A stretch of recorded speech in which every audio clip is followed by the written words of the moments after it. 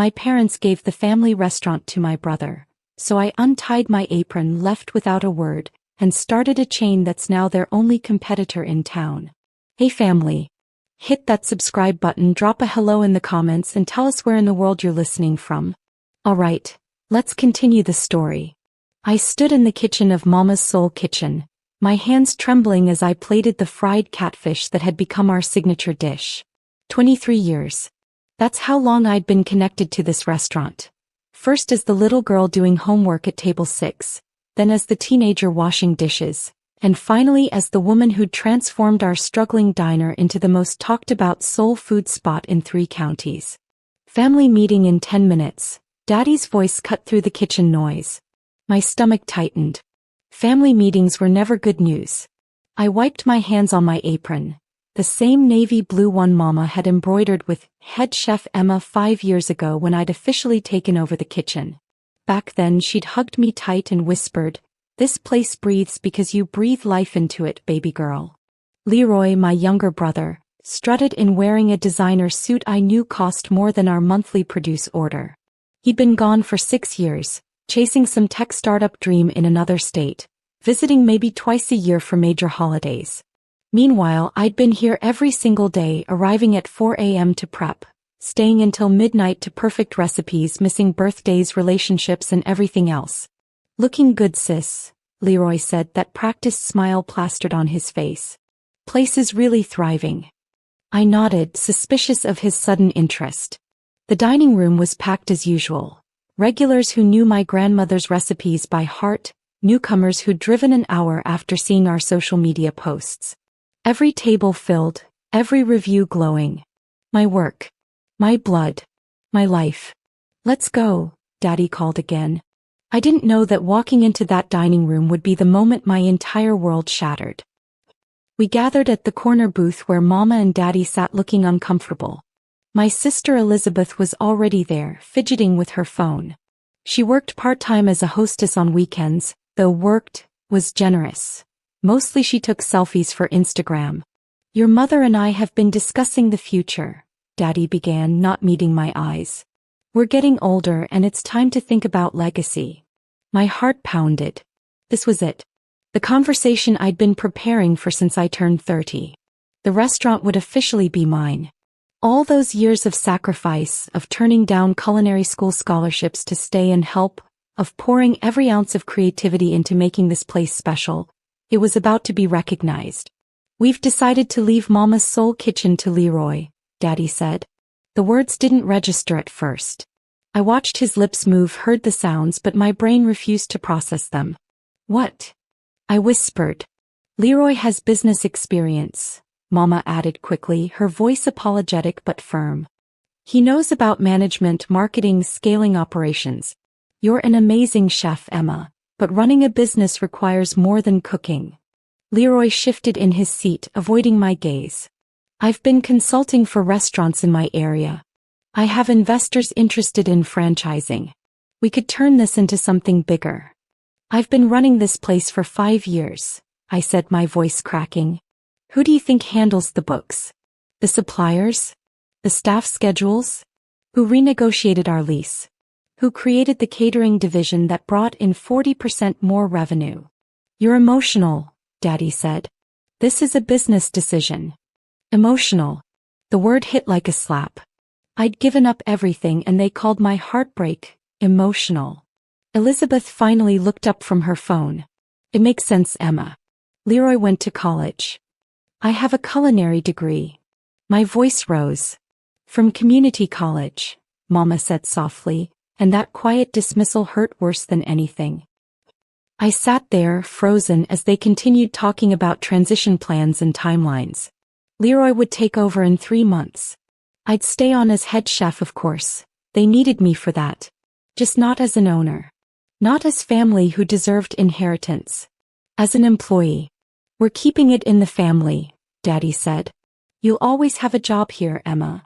A job. In the kitchen where I'd created every dish on the menu. Where I'd personally trained every cook. Where I'd spent holidays and birthdays and my entire adult life building something extraordinary from Mama's struggling diner. "Say something," Elizabeth nudged me. I looked at Leroy, really looked at him. He wore guilt poorly, but not enough to speak up. Not enough to say, "This isn't right." He was already mentally redecorating, already planning his innovative changes. "The recipes," I said quietly. "My recipes. The new ones I developed. They belong to the restaurant," Leroy said, finally meeting my eyes. "We'll keep everything exactly as it is. You're the heart of this kitchen, sis." The heart they were ripping out and throwing away. I thought about the notebook in my locker. 5 years of recipe development, twists on Grandma's classics, new creations that had people driving from neighboring states. I thought about the food blogger who'd called us the best-kept secret in Southern cuisine.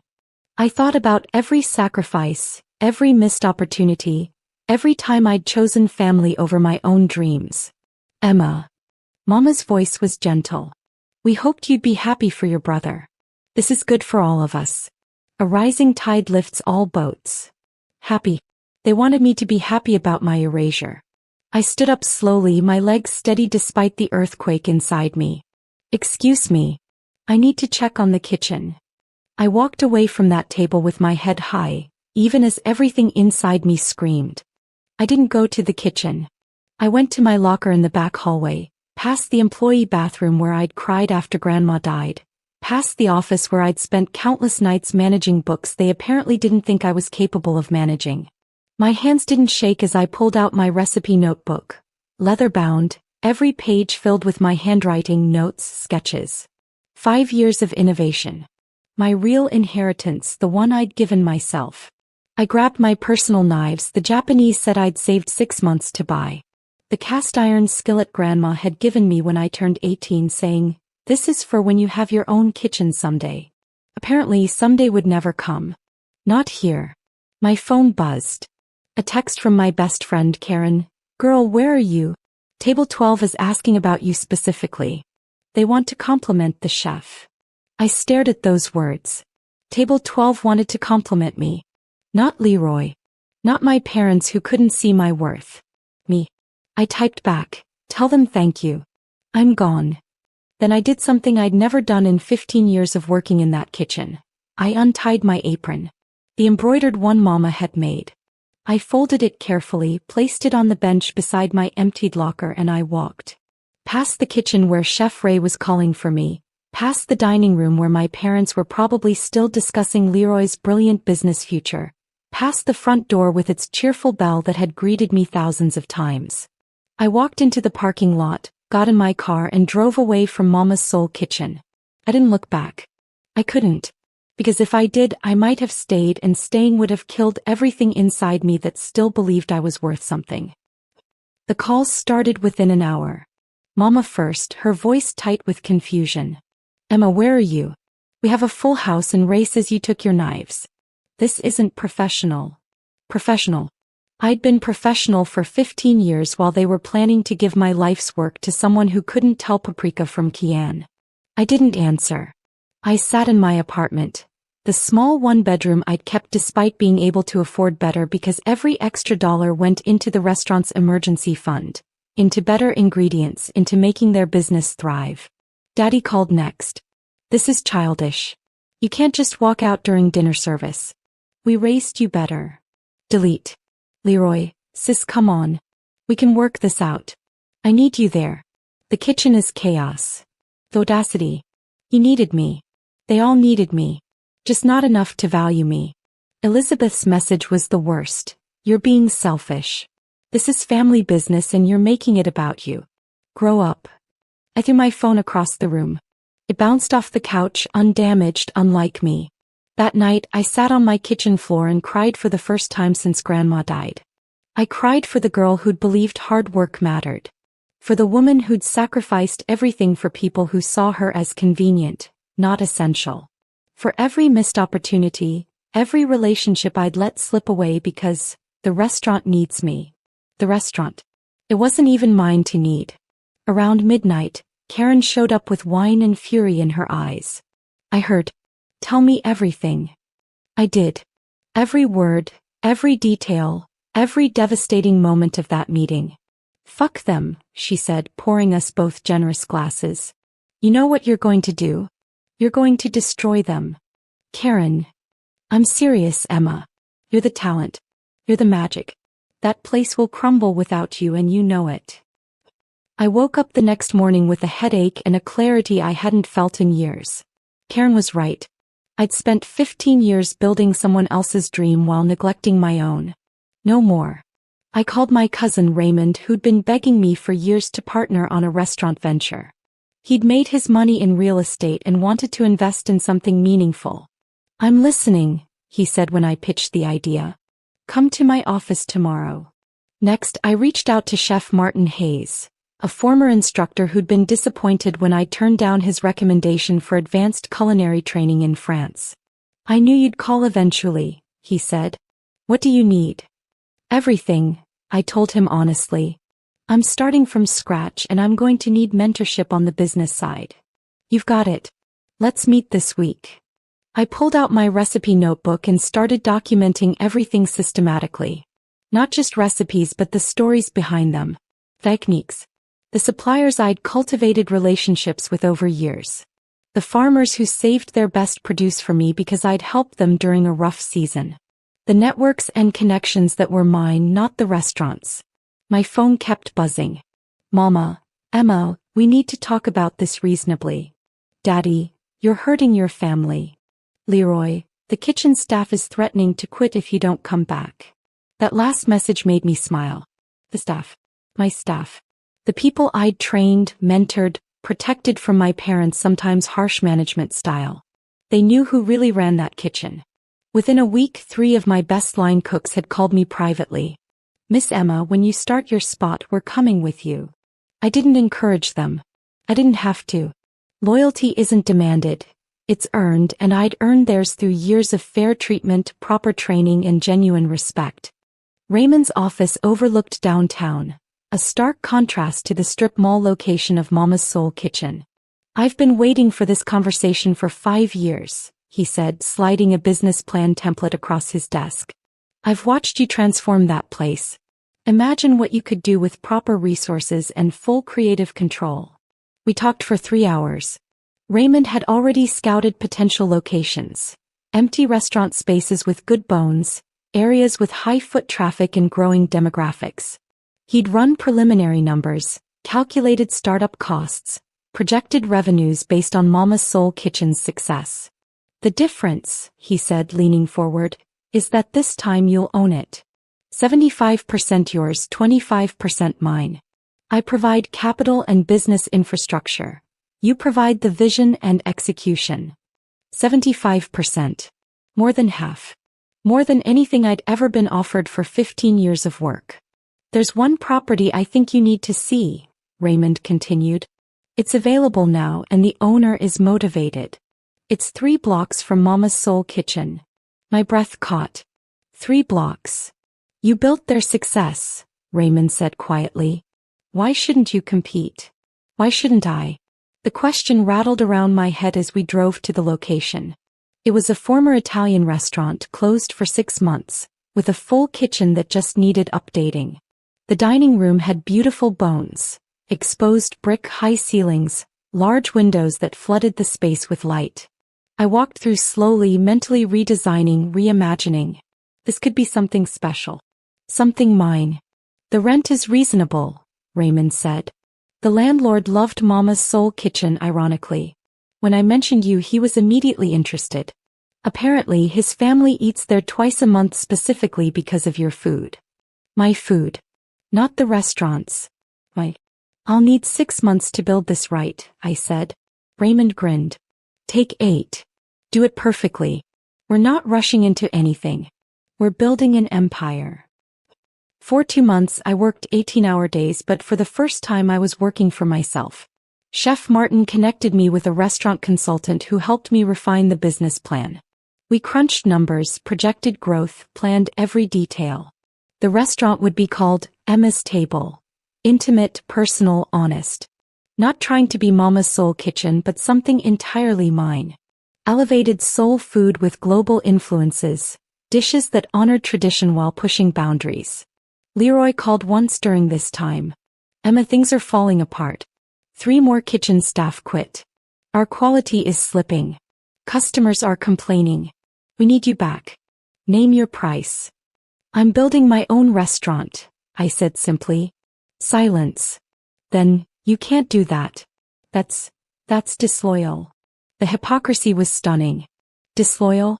Like giving away someone's life work to a person who hasn't stepped in that kitchen in 6 years. This is different. We're family. Family doesn't dispose of people when they're inconvenient, I said and hung up. That night, Mama showed up at my apartment. She looked older, somehow tired. Baby, please. Let's talk about this. You're destroying what we built. What you built. I stepped aside to let her in. Mama, I love you, but let's be honest. That restaurant was dying before I took over the kitchen. You know it, Daddy knows it, Leroy definitely knows it. You're my daughter. I always planned for you to be part of, I interrupted. Not the owner. Not the leader. Just a part. An employee. After everything. Mama's eyes filled with tears. Leroy has education connections. And I have talent, dedication, and 15 years of making your dream succeed. Why wasn't that enough? My voice cracked. Why was I never enough? She couldn't answer. She left 20 minutes later and I cried again, but less this time. The grief was being replaced by something stronger. Determination. 8 months after walking out of Mama's Soul Kitchen, I stood in my own restaurant on opening night. The space was beautiful. Warm lighting, artwork from local Black artists, an open kitchen where guests could watch us work. My kitchen. My staff. My vision. The menu was extraordinary if I say so myself. Jerk-spiced fried catfish with mango salsa. Oxtail gnocchi with herb butter. Collard green spring rolls. Short rib grits. Peach cobbler creme brulee. Every dish told a story. Southern tradition meets global technique. Comfort food elevated but never pretentious. Raymond had invited food bloggers, local press, community leaders. The reservation book was full for the first month. My former line cooks, now my partners in the kitchen, moved with the precision of people who'd trained together for years. 15 minutes to first seating, Chef Ray called out. He'd been my sous chef at Mama's Soul Kitchen and was now my executive sous chef here, with equity in the business and creative input on the menu. My hands should have been shaking, but they were steady as I checked each station, tasted each sauce, ensured everything was perfect. This was what I'd been preparing for my entire life. The first guests arrived. Karen with her family, Chef Martin with colleagues, Raymond with investors. And then I saw them sitting at a table near the back. Mama and Daddy without Leroy or Elizabeth. They looked uncomfortable but determined. I walked over slowly. I didn't know you were coming. We wanted to see, Mama said softly. Wanted to support you. Support. The word felt strange coming from her. Thank you for coming, I said professionally. I hope you enjoy the meal. I walked away before the emotions could overwhelm me. Tonight was about celebrating what I'd built, not mourning what I'd lost. Within 3 months, Emma's Table was the hottest restaurant in town. We had a waiting list for reservations. Food critics were raving.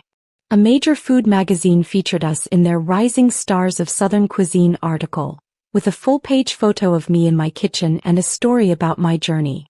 But the real measure of success was watching Mama's Soul Kitchen struggle. I didn't gloat, I was too busy building my own success, but the reports filtered back through the community. Quality had dropped. Regular customers were disappointed. The magic was gone. Leroy had tried implementing innovations, fusion dishes that made no sense, price increases that alienated longtime customers, menu changes that erased the restaurant's identity. He'd fired 2 of the remaining longtime staff members for not being team players. The restaurant was hemorrhaging money and reputation. Daddy called one evening. We made a mistake. I was silent, phone pressed to my ear, standing in my office looking at the framed photograph of opening night. Leroy isn't working out, he continued. He doesn't have your touch, your understanding of the food, the people. We've lost 40% of our business.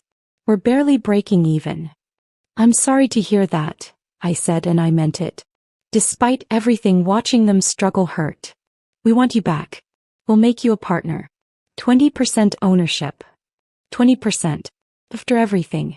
After stealing my inheritance and giving it to Leroy. After proving they couldn't succeed without me. They offered me 20%. No, I said simply. Emma, please. We're family. You need me. You've always needed me. But you only seem to realize it when I'm gone. My voice was calm, factual. I have my own restaurant now. I have creative control, majority ownership, and a team that respects me. Why would I give that up? We're your family. Daddy's voice rose. And you treated me like convenient labor, I replied. I love you, Daddy, but I'm done sacrificing myself for people who don't value me. While Mama's Soul Kitchen continued declining, Emma's table thrived. Raymond and I started planning a second location in a neighboring city. Food Network reached out about a feature segment.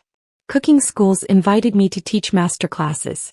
I hired a publicist, Karen, who'd quit her marketing job to work with me full-time. She was brilliant at storytelling, at sharing not just the food but the journey. My story resonated with people. The chef who walked away from family expectations to build her own empire. But the sweetest moment came 6 months after opening, when my former staff members at Mama's Soul Kitchen, the ones who'd stayed out of necessity, started reaching out. Miss Emma, are you hiring? We can't work there anymore. It's not the same. It's not home. I hired 3 of them for the second location. Not out of revenge, but because they were skilled, loyal, and deserved to work in a positive environment. Leroy showed up one day while I was prepping for dinner service. He looked defeated, his expensive suit wrinkled, eyes exhausted. Can we talk? I invited him into my office.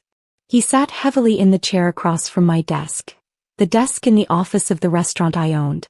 I'm sorry, he said. I was wrong. I knew it was wrong when Mom and Daddy told me, but I convinced myself they knew best. That business degree, those connections, none of it mattered. I didn't understand what you'd built until I had to maintain it. Thank you for saying that, I said. I meant it. His apology didn't fix anything, but it was something. The restaurant is failing, Leroy continued. I'm stepping down. Mama and Daddy are trying to run it themselves, but... He looked at me with desperate eyes. Will you come back? We'll give you 50% ownership. Full control. 50%. Progress. Still not enough. I didn't answer Leroy immediately. Instead, I invited Mama and Daddy to Emma's table for dinner. They came on a Tuesday evening during the quieter weekday service. I'd prepared a special tasting menu. Every dish a reminder of what I could create, what they'd underestimated. We started with she crab soup infused with bourbon, a dish Grandma used to make that I'd elevated with technique and innovation. Then came duck confit with black-eyed pea puree. Pan-seared scallops over grits with country ham. Each course better than the last. They ate in silence, and I watched the realization dawn on their faces with each bite. This wasn't just good food. This was art, mastery, the culmination of years of dedication they'd dismissed as just cooking. Everything is incredible, Mama said finally, tears streaming down her face. Baby, you're extraordinary. I know, I said simply. I always was. You just couldn't see it. Daddy cleared his throat. We want to make this right. 50% ownership, your name on the deed, full creative and operational control. 60%, I countered. And Leroy steps away completely. And I changed the name to Mama's Soul Kitchen, Emma's vision. And we donate 10% of profits to culinary scholarships for young Black chefs. They looked at each other. Mama nodded slowly. Yes. To all of it. I sat back, studying their faces. They were sincere. Desperation and regret had finally broken through their bias. I'll think about it, I said. But here's what you need to understand. I don't need Mama's Soul Kitchen anymore. I've built something better here. If I come back, it's not as a rescue mission. It's as a business merger on my terms. Are we clear? They nodded, humbled and broken. I took a breath, feeling the weight of the decision ahead of me. 3 months later, I made my choice. I didn't return to save Mama's Soul Kitchen. Instead, I made an offer to buy it outright. 70% of the purchase price came from my restaurant's profits and Raymond's backing. 30% I financed through investors who believed in my vision. Mama and Daddy accepted. They were ready to retire, exhausted by the struggle of running a restaurant without the person who'd made it special. Leroy had already moved back out of state, tail between his legs, chasing some new venture. I reopened it 6 months later as Soul Kitchen Legacy, a tribute to Grandma and to the traditions that mattered but modernized, refined mine. I installed my sous chef from Emma's Table as head chef and created a training program for young culinary students. Emma's Table remained my flagship, my heart. Soul Kitchen Legacy became my tribute to roots and redemption. But the victory felt hollow in unexpected ways. Mama attended the reopening, frail and diminished. Daddy had passed away from a heart attack 2 months after selling. The stress had taken its toll. He never got to see what I'd built from the ashes of their mistake. At the reopening, Mama pulled me aside. "I'm so proud of you," she whispered. "And I'm so sorry. I see it now, what we did to you, what we stole. Your grandma would have been furious with us." I held her hand, feeling the thin bones, seeing the regret carved deep in her face. "I forgive you, Mama," I said. And I meant it, though the forgiveness tasted bittersweet. That night, I stood in the kitchen of Soul Kitchen Legacy, surrounded by the ghosts of who I'd been and the reality of who I'd become. I'd won. I'd built an empire from nothing, proved every doubter wrong, reclaimed my inheritance through sheer force of will and talent. But Daddy was gone. My relationship with Elizabeth was non-existent. She'd sided with Leroy until the bitter end and now barely spoke to me. Leroy was a stranger. And Mama was a shell of herself, haunted by regrets she couldn't undo. I'd learned that victory and vindication don't heal the wounds of betrayal. They don't bring back the years of blind devotion to people who couldn't see your worth.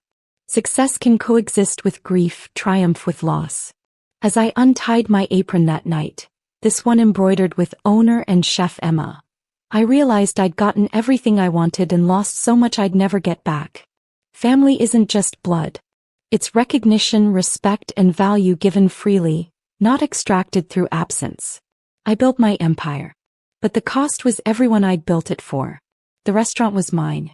But the family I'd sacrificed everything for was gone, replaced by expensive lessons about self-worth, boundaries, and the price of letting others define your value. I locked the door of Soul Kitchen Legacy that night, got in my car, and drove past both my restaurants glowing in the darkness. Monuments to my talent, testaments to my resilience, and reminders that sometimes winning means losing everything you thought mattered. The girl who believed in family loyalty was gone. In her place stood a woman who'd learned that sometimes the only family you can trust is the one you build yourself. In kitchens that bear your name and answer to no one's expectations but your own. Success tastes sweet, but it doesn't taste like home. And that's a truth I'll carry in every dish I create for the rest of my life. If you connected with Emma's story, please like, subscribe, and share your thoughts in the comments. Have you ever had to choose between family loyalty and self-respect? Let's talk about it.